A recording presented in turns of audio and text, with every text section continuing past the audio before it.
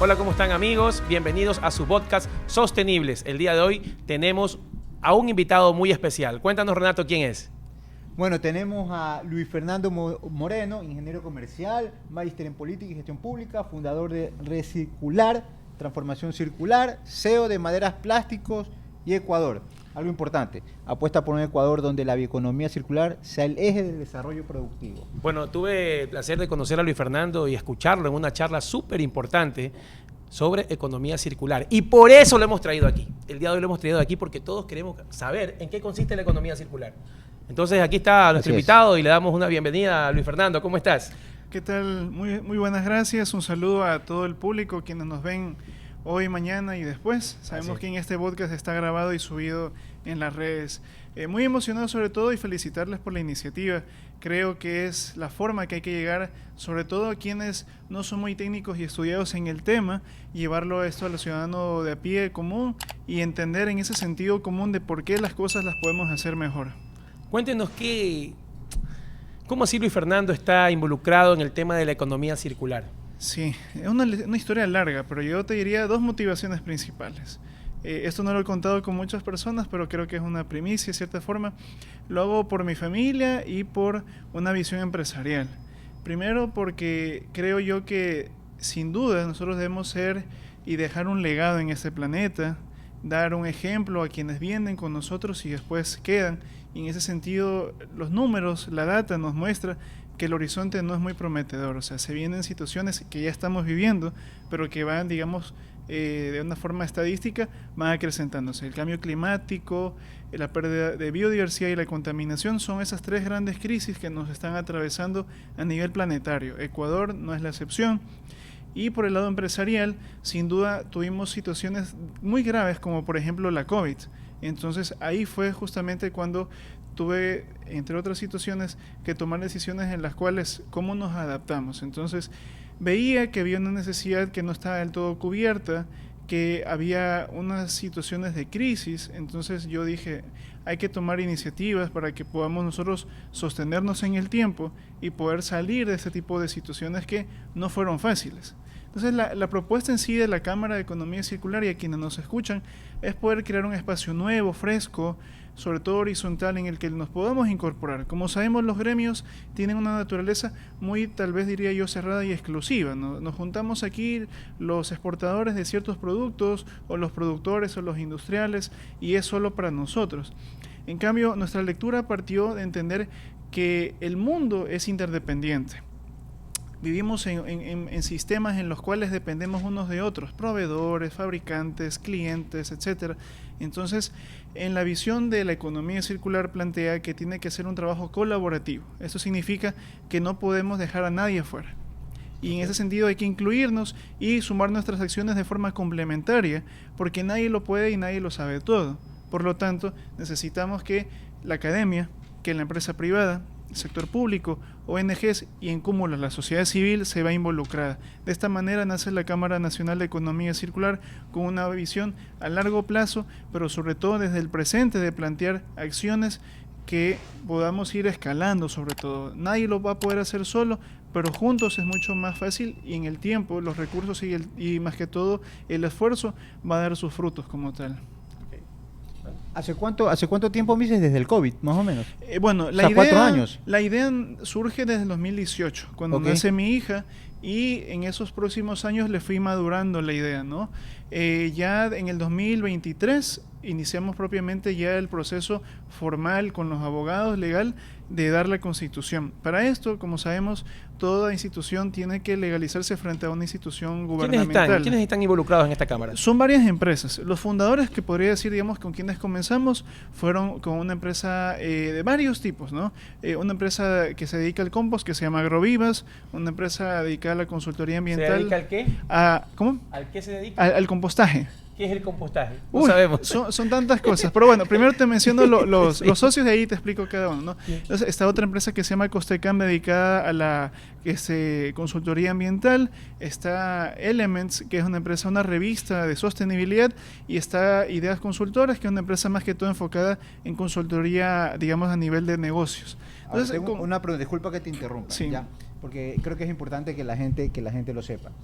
economía circular, lo digo así a la morocha para que la gente lo pueda entender, ¿es un invento, por decirlo así, creado por esta unión de empresas o esto ya existe en el mundo? Ya existía. Es un, digamos, un neologismo, ¿no? Un nuevo Tú presentaste término. dos esquemas, ¿no? La economía lineal, que es la que estamos acostumbrados, sí. y la economía circular, que es hacia donde debemos ir. Claro. Esta es una lectura más que todo de una gestión, digamos, de producción y de consumo. Un proceso que continuamente es cíclico. Y claro, la idea conceptualmente parte de una serie, a su vez, de fuentes de inspiración o escuelas de pensamiento, ¿no? Entre esas está la economía del rendimiento, la ecología industrial, la permacultura, la economía azul, la biomimética, entre otras. Entonces la idea fundamental es que la economía circular, entre otras cosas, plantea es la reducción de la generación de la contaminación, preservar el capital natural, o sea que podamos utilizar lo que tenemos y sobre todo alargar el uso de los productos. Esto significa que es que lo que ya se extrajo lo usemos de la mejor manera, pero no sigamos depredando y desgastando como tal al planeta Tierra, dado que es el que nos provee de todo prácticamente. Nosotros solo nos servimos de él, no producimos nada. Si hablamos de recursos, tal vez nuestro único recurso sería nuestro tiempo, que es el que debemos saberlo utilizar de mejor manera. O sea que podríamos decir de que la economía circular es pionera en Latinoamérica. Bueno, la idea viene ya de varias décadas como un concepto que se plantea en unos textos, pero ya tomando forma surge a partir del 2015, si no me equivoco, con la Fundación Helen MacArthur, en la que ella plantea este concepto. Busca y empieza sobre todo a hacer alianzas con empresas, con instituciones gubernamentales a nivel, digamos, sobre todo de Europa y de Estados Unidos. Y en Ecuador se comienza a hablar de esto ya para el año 2018-2019. Esto es algo muy nuevo para nosotros y un poco siendo un ejemplo es como en 100 años de soledad, ¿no? Que 30 años después venían las cosas del mundo, ¿no? Lamentablemente en nuestro país, y es algo que justamente el día de ayer hablamos en el foro de cambio climático, es la idea de que la inversión en investigación, desarrollo e innovación es muy baja. María del Pilar Cornejo decía que era casi cercana al 0%. Entonces eso a nivel, digámoslo, de empresas. O sea, lamentablemente es dura esta situación, pero hay que afrontarla y sobre todo ver cómo podemos motivar, de qué forma hacer ver al empresario, ¿no?, ecuatoriano, que la inversión sin duda es un valor, no hay un gasto, ¿no? Es un monto que tal vez su rendimiento no lo va a ver mañana, tal vez aquí en 5, en 10 años, pero eso va a permitirle generar ahorros. Había otro expositor justamente en el foro que hicimos ayer en UTEC hablando del Día Mundial del Clima, que decía cómo invertir, por ejemplo, una empresa energética invertía 70 millones de dólares, pero se ahorraba pérdidas de 240 millones de dólares. Entonces, sí, va muy de la mano también la economía circular, en entender que debemos invertir, debemos investigar, debemos generar innovación, porque es la única forma, como digo, de hacer mejor las cosas. Tú presentaste 11 R's. Sí, son Rechazar, bastantes. redediseñar, repensar, reducir, reutilizar, reparar, recondicionar, remanufacturar, readaptar, reciclar y recuperar. Antes no se conocían tantas R's. Eran 3 R's, ¿no? Eran 3 R. ¿Dónde sacaste reducir, 11? reutilizar y reciclar. Bueno, conceptualmente hablando, esto fue ampliándose, ¿no? Son postulados, digamos, desde la investigación, desde la parte académica, y justamente es parte, ¿no?, del planteamiento de la Cámara, articular y acercarnos todos estos grandes grupos y actores, porque de otra manera, por sí solo el empresariado no va a poder hacer nada. Necesita justamente a alguien que se dedique específicamente a investigar, a poder dar su tiempo, hasta su ocio, diría yo, en ponerse a ver las cosas de una forma diferente, pensar fuera de la caja, ser disruptivo. Y eso es algo que en nuestro país urge, de verdad digo, urge ponernos un plan de país que necesitamos realmente, en el cual tenemos un tema al día de hoy con las lluvias y con otros problemas que nos están atravesando, que más allá de buscar responsables es que necesitamos saber qué vamos a hacer, tener planes de contingencia, de prevención, de cómo nosotros podemos sobre todo entender que las cosas son sistémicas, los problemas que a ustedes y a nosotros nos pasan, hay alguna cosa que nos une, y es entender que si no hay producción, si no hay consumo, no se sostiene la economía y nadie sale ganando realmente. Y hay empresas actualmente que están ya mirando hacia allá, hacia la economía circular, hacia ser más responsables, que se hayan aliado a ti o que los estén escuchando, que digan, bueno, esto es un tema mundial, pero estamos hablando aparte de los netamente fundadores Ecuador. de la Cámara. Sí, yo diría lo siguiente, ¿no? Es mucho tal vez por poner un ejemplo de creencia, porque tal vez los paradigmas finalmente son los que rigen nuestro comportamiento y en el día a día de a qué le damos prioridad e importancia. Y en esa línea lo que hemos visto es que sí, la gente sobre todo quiere ver para creer, que quieren ver qué han hecho otras empresas para poder decir, ¿será que este negocio de reciclaje de botellas de plástico será rentable? Y por ahí alguien hace 30 años se arriesgó a hacer eso, que no había un mercado, no había nada, pero comenzó a desarrollar hasta que le dio. Entonces definió un nicho, consiguió clientes, proveedores y un sinnúmero de cosas de cómo armar su modelo de negocio. Eso es muy importante para nosotros dentro de la Cámara de Economía Circular. ¿Por qué? Porque todo tiene que tener una lógica equilibrada. Un modelo de sostenibilidad, hablando económico, social y ambiental, tiene que tener bases en las cuales el motor siempre sea la economía. De otra manera, vamos a vivir tal vez de filantropía, de caridad, de que alguien venga y te ayude, pero muy buenas intenciones no van a ser suficientes. O tener incluso una muy buena idea, tampoco. Necesitamos que esto sea, si ponemos el término tal vez marketeable, vendible, pero sobre todo que sea rentable y sostenible. De otra manera, no podrá funcionar en el tiempo. Tú como empresario, eres presidente de la Cámara, pero como empresario ya tienes tu propia empresa sostenible. Claro, nos dedicamos a hacer... Tú predicaste con el ejemplo para que otros te sigan. Correcto. También y que digan, miren, mi modelo de negocio funcionó siendo sostenible. Sí, y la idea justamente también va por ese lado, porque ¿De qué se trata tú? Sí, como me preguntaban en su momento, cómo hacer que la empresa se alineen a esto. Y nuestro postulado es el siguiente. Teníamos dentro de la ideación de la Cámara, y un poco también para que la gente que nos está escuchando en esta entrevista entienda en esta posición que es nuestra. No es ni un extremo de un empresario que solo quiere dinero, ni de un ambientalista extremista que no quiere que se toque nada. Nuestro postulado es una tercera vía. Creemos, y yo soy el ejemplo de eso, y muchos más que también están dentro de la Cámara, de ser empresarios responsables con el planeta, ser empresarios responsables con la sociedad, ser empresarios responsables con un sistema económico, el cual tiene que tener también mínimos y máximos. ¿Y por qué? Porque matemáticamente es imposible un crecimiento infinito. No hay cómo. El planeta tiene los recursos contados.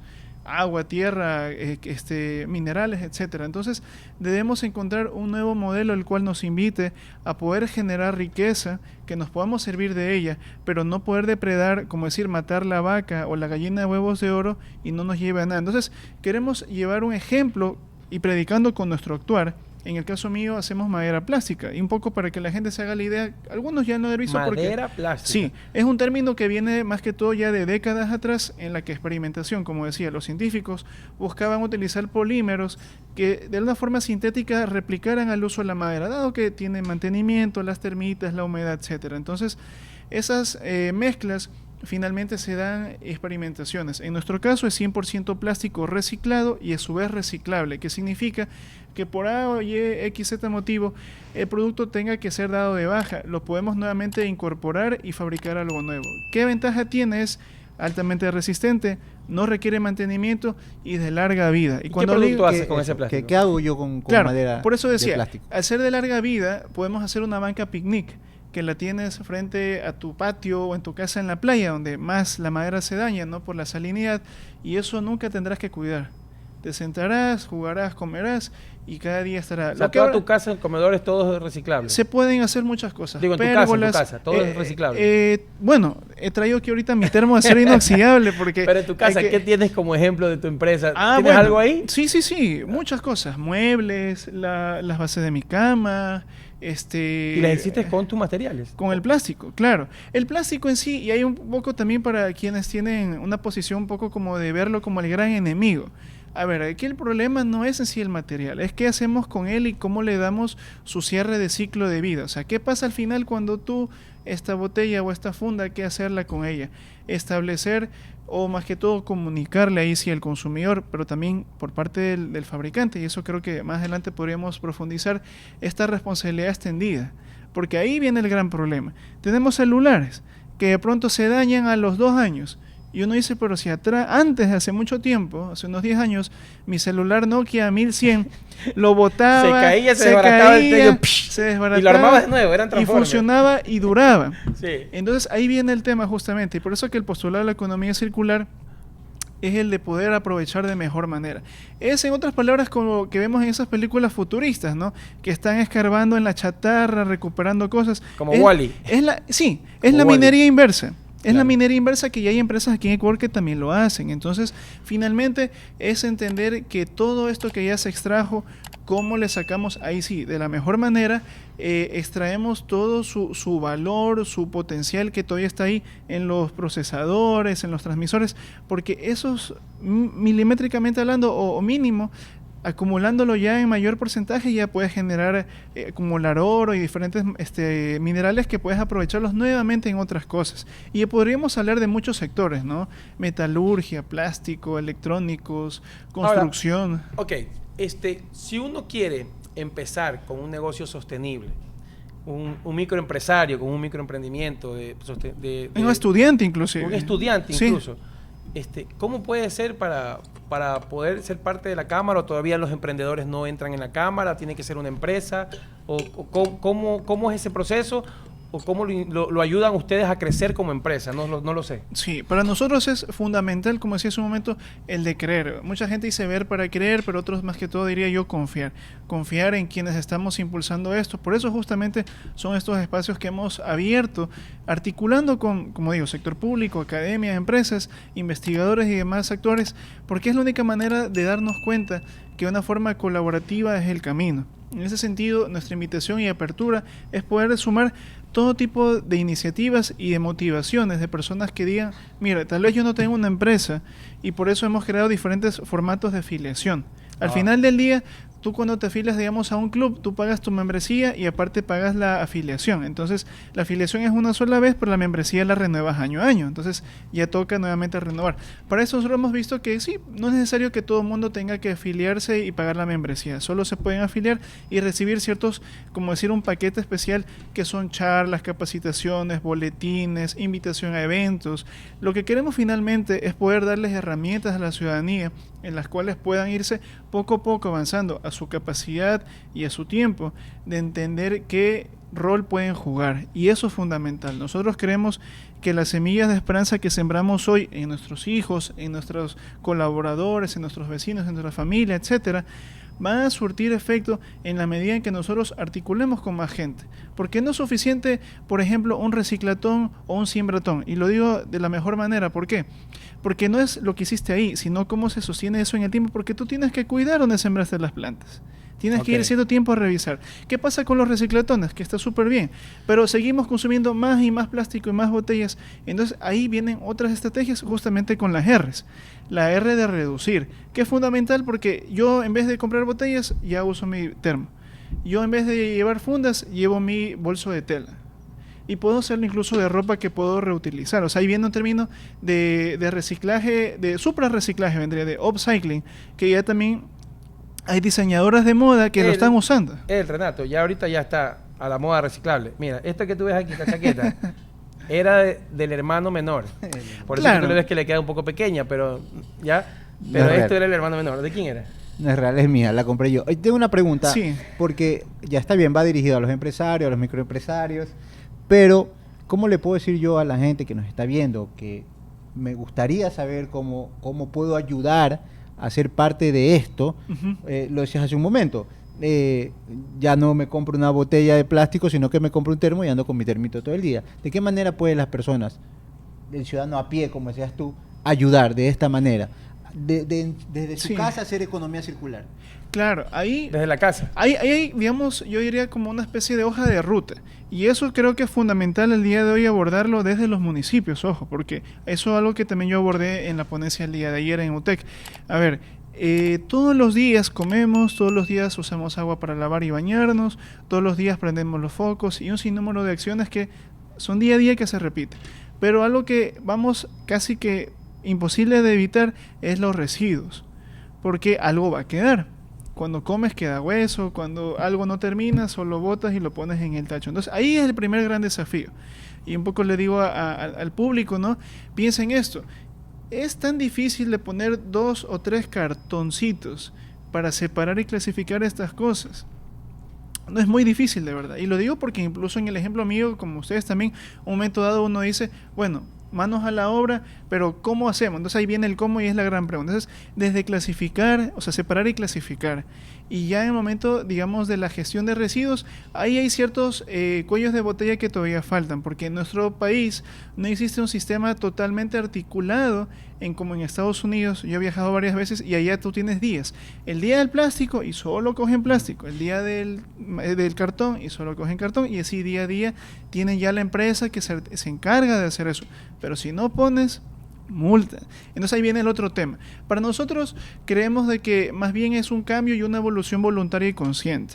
Sin embargo, claro, hay políticas ya digamos a nivel de los GATS o a nivel nacional que estipula sanciones y otro tipo de medidas para corregir el comportamiento, ¿no? Como sabemos en economía a veces se ponen impuestos y demás cuestiones para poder condicionar ciertos comportamientos o empujarlos. Lo que queremos es que hay que poder buscar formas de que entre lo público y lo privado hay una relación de simbiosis para que haya beneficio mutuo, porque finalmente no nos podemos fiar de que la gente lo va a hacer porque sí. Tenemos que dar motivaciones, pero también herramientas, porque mañana la gente dice yo separo y clasifico, pero el recolector se lleva todo mezclado. Entonces ahí viene el problema, porque necesitamos que se articulen modelos de negocio, que se articulen modelos de gestión que respondan a las necesidades puntuales de hoy para el futuro, porque ya el mundo del pasado, como yo decía también, el futuro ya llegó. Esas cosas que decíamos que iban a pasar ya están pasando. Entonces seguir acumulando, como vemos justamente en la película de Wall-E, montañas de residuos. Y ahí viene otro tema también, incluso para poder abordarlo, que la basura no existe. No existe. No existe porque nunca hubo hasta que nosotros comenzamos a crearla. En la naturaleza, en el planeta Tierra no existe la basura, porque todo es un sistema que se regenera, que se autorregula, que lo absorbe. Entonces nosotros comenzamos a crear este desorden, este caos. De basura. Inventamos la basura nosotros. Sí, porque si tú nuevamente, como digo, en nuestros hogares separamos y clasificamos todo y aprovechamos de la mejor manera, no queda la llamada basura. Estamos con Luis Fernando Moreno, presidente de la CANDEC, aquí como invitado. Agradecemos también al Tecnológico Espíritu Santo por facilitarnos las instalaciones para desarrollar este podcast. Bueno, ¿qué más quieres preguntar, Renato, para terminar? No, es que me parece súper importante porque creo que no solo de los GAT, creo que este es un trabajo de todos. Creo que sería muy importante empezar con los niños, desde las escuelas, desde el kinder, desde el prekinder, desde el primer grado, dar charlas, enseñarles, porque a veces... estuvo aquí con nosotros Pilar Cornejo. Ella nos contaba que en la institución donde ella trabaja, le da clases a los alumnos y ahí se va multiplicando y es un efecto dominó. Y creo que eso se puede arrancar ahí, ¿no? desde muy pequeños. Sí, o sea, digamos... Y bueno, nuevamente tengo que hacer una autorreferencia. Sí, yo he hecho eso con mi familia, con mi esposa y con mi hija, ya tiene ya 7 años. Justamente la idea era de ir sembrando esto, porque no tenemos tiempo realmente. Ahí esta activista Greta Thunberg dice we don't have time. Y es real, o sea, cada día que pasa nos acercamos como a mostrar también este reloj del cambio climático.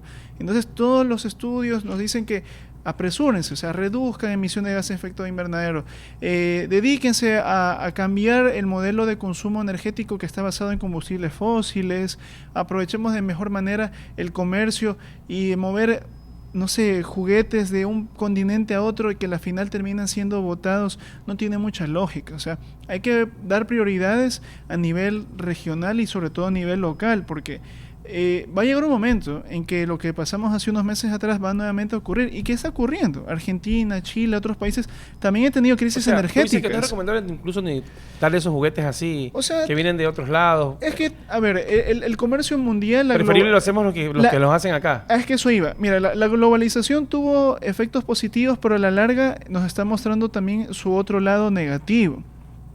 Porque gastamos tantos recursos energéticos a mover cosas que tal vez localmente también las podríamos hacer.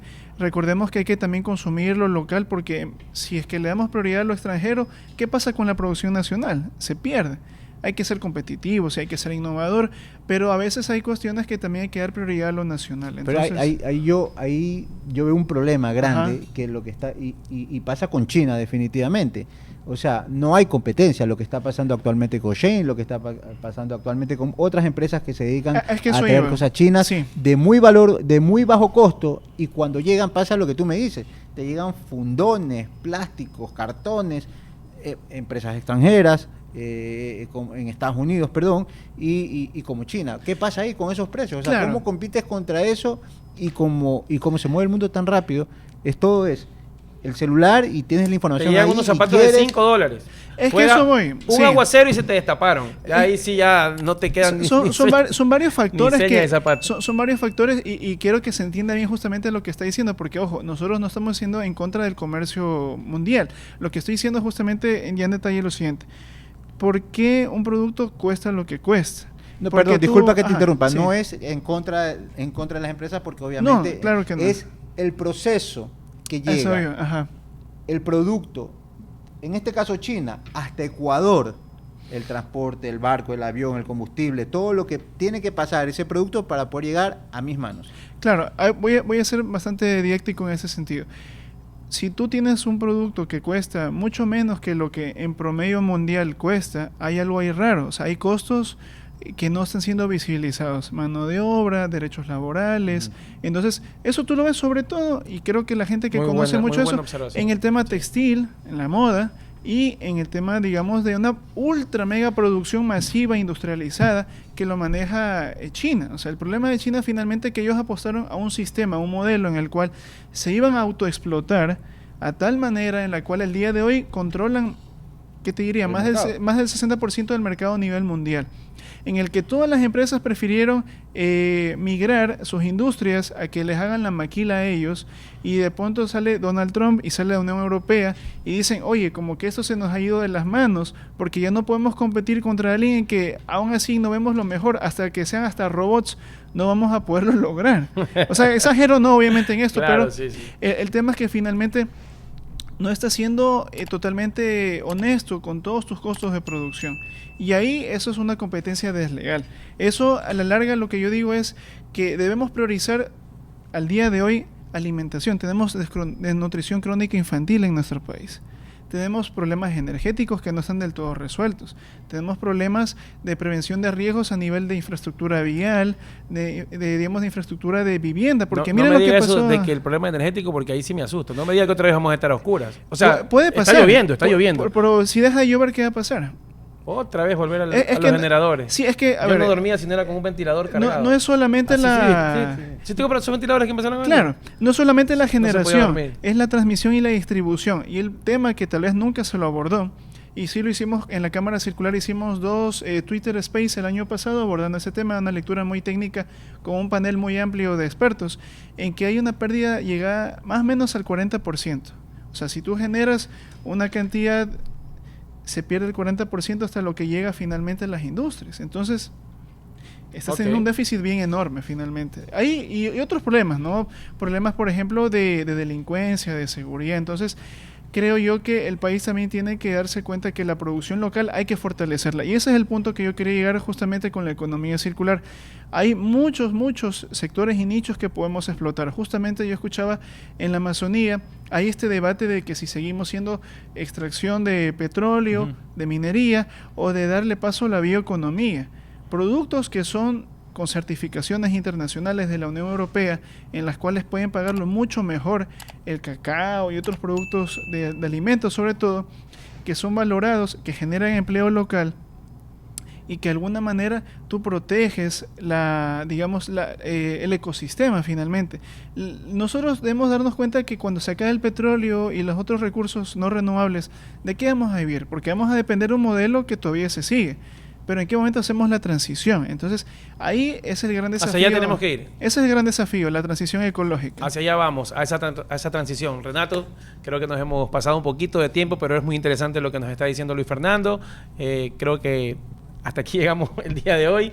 Tenemos Despide, por favor. mucho para hablar. Recuerden seguirnos en nuestras redes sociales, en Instagram, @sostenibles_es y en YouTube también. No es la primera vez, no es la primera vez que lo vamos a tener a Luis Fernando. Sí, hemos hablado apenas del 1%. El 1%, no es la primera vez que vamos a Así tener a es. Luis Fernando. Otro día lo vamos a invitar Luis para Fernando, seguir con más esta economía circular. Para cerrar y dar un mensaje a la gente, porque el tema es muy amplio Sí. y vamos de más a menos o de menos a más, ¿qué le podemos decir a la gente para que se comience por lo menos ese bichito de la economía circular, empezar desde la casa? Y bueno, y después podemos hablar de los grandes empresarios, que es donde Que no deberíamos gasten la llegar. plata, mucha plata. Claro, ahí está justamente ahorren. lo que dice Eddie. Ahorramos la plata al gastar lo necesario, abriendo la llave, prendiendo los focos. Cuando hacemos las compras en el mercado, justo lo que vamos a utilizar y no vamos a desperdiciar para el alimento. Otras cosas también, con los residuos que tenemos podemos llevarlos a los puntos de reciclaje y así sean centavos, pero créanme que eso es un negocio que puede a la larga también uno innovar. No solamente recuperar y vender lo que se puede reciclar, sino darle un valor agregado. Hacer cosas como, por ejemplo, que hay gente que lo hace con las botellas de vidrio. Hacen lámparas, hacen decoraciones, entonces... ¿Y estas mesas pueden hacer con tu Con empresa? plástico también. ¿Esta mesa? Así es. Ya tenemos las mesas de plástico por aquí. De plástico sostenible, de madera sostenible. Sí, se pueden hacer muchísimas cosas. Muy Ahí bien. más que todo es el ingenio y la creatividad. Y eso, créanme que hemos visto nuestro potencial como país, como sociedad, es muy resiliente y muy creativa, muy, digamos, recursiva en ese sentido. Y tenemos fe que vamos a poder salir adelante como país. Ok, muchas gracias chicos. Nos Que se vemos hasta el suscriban. próximo programa. Suscríbanse y únanse aquí en Sostenibles. Y comenten. Gracias, Luis Fernando. Muchas gracias a ustedes por la invitación.